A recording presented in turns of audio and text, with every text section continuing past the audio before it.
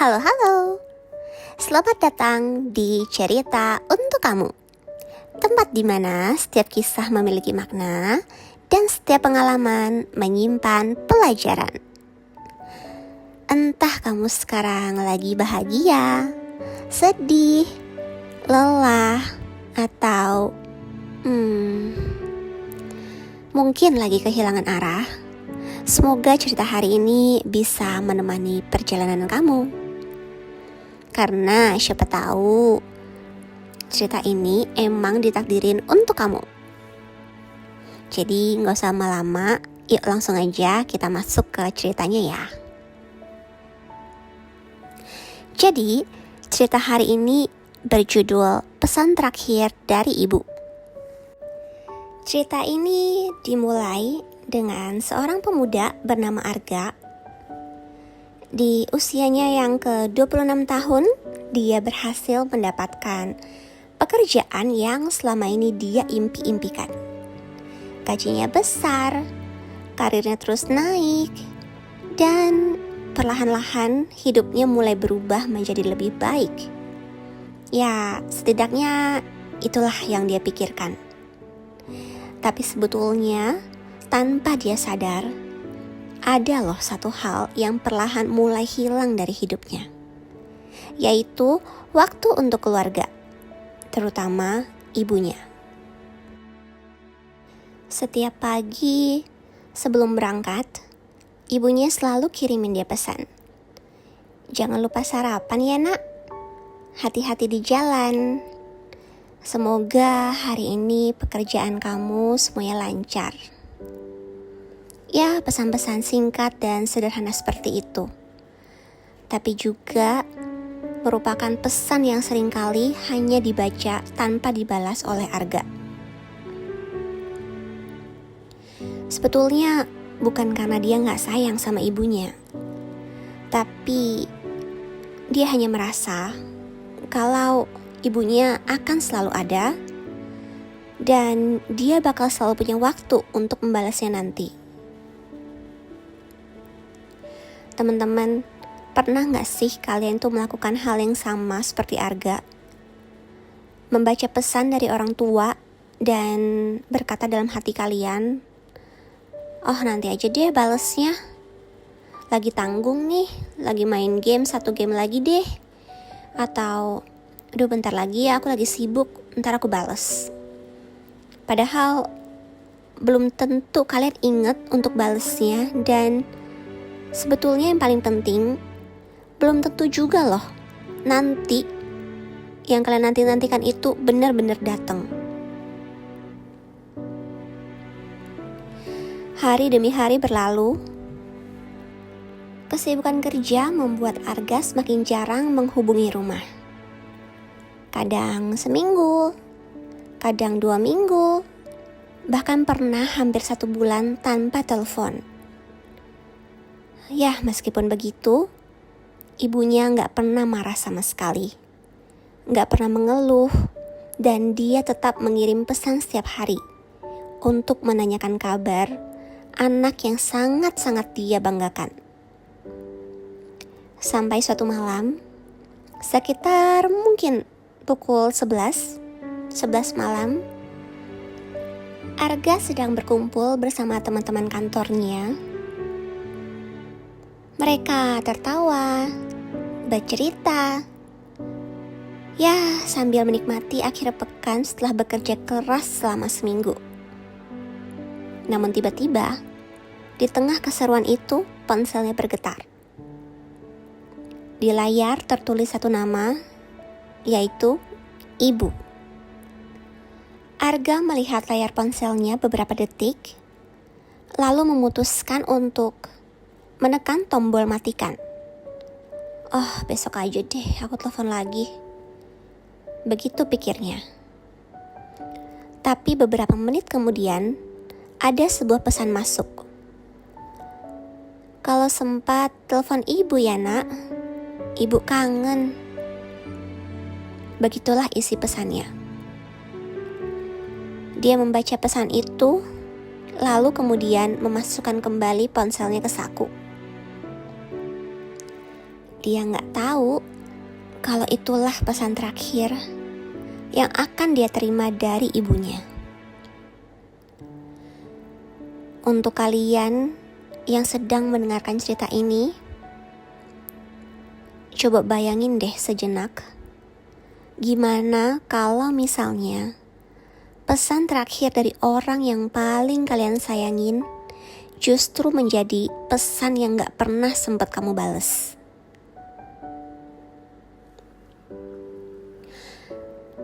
Lanjut lagi ya. Pukul 3 pagi, telepon masuk dari kampung halamannya. Namun kali ini bukan dari ibu, melainkan dari seorang tetangga. Dengan suara yang terbata-bata, tetangga itu berkata, Arga, ibumu dibawa ke rumah sakit, nak." Sesaat setelah mendengarkan suara dari tetangga itu, jantung Arga seakan berhenti. Tangannya gemetar, pikirannya kosong. Ia segera bersiap untuk pulang ke kampung halaman. Tapi takdir berkata lain. Sebelum dia sampai, ibunya sudah pergi untuk selama-lamanya.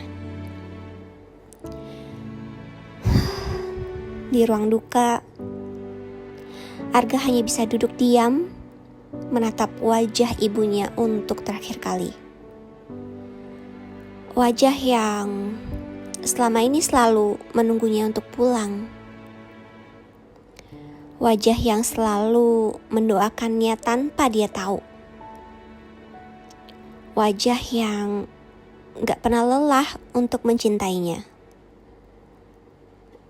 Di sana, air mata terus mengalir. Tapi, ada satu hal yang jauh lebih menyakitkan. Bukan kehilangan itu sendiri, melainkan penyesalan yang datang setelahnya. Dia segera membuka ponsel dan membaca kembali semua pesan-pesan dari ibunya. Terlebih, pesan terakhir ibunya. Dia baca berkali-kali. "Kalau sempat telepon ibu ya, nak. Ibu kangen."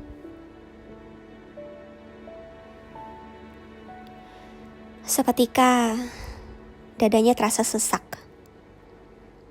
Karena kini sudah gak ada lagi nomor yang bisa dia telepon. Gak ada lagi suara yang bisa menjawab.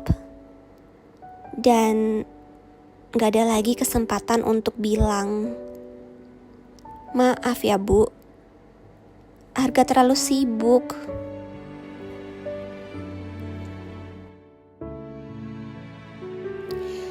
Hari-hari setelah pemakaman terasa sangat-sangat berat. Arga sering sekali membuka percakapan lama mereka. Membaca ulang-ulang pesan sederhana yang dulu ia anggap biasa. Bahkan ia sering memutar voice note lama dari ibunya. Bukan untuk mendengar isi pesannya, tapi hanya untuk mendengar suara yang sangat-sangat ia rindukan.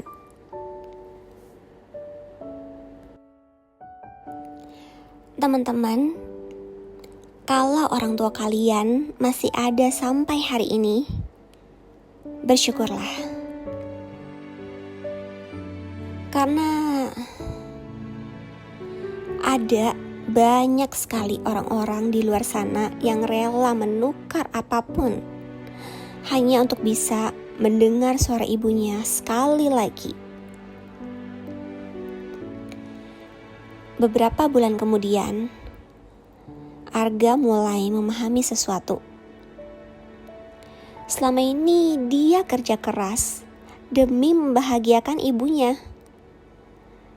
Tapi dalam prosesnya, dia justru lupa untuk meluangkan waktu untuk orang yang paling ingin dia bahagiakan.